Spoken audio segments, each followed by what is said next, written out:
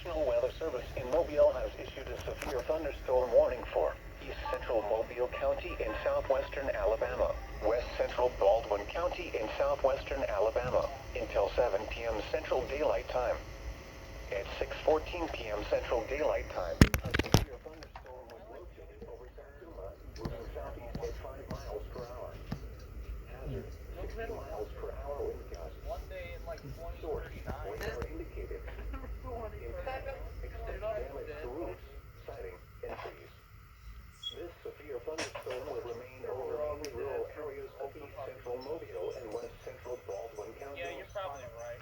For your protection, move to an interior room on the lowest floor of a building. Repeating, a severe thunderstorm warning has been issued until 7 p.m. Central Daylight Time for the following counties in Alabama, Baldwin, and Mobile. I only have 24 subs. I only have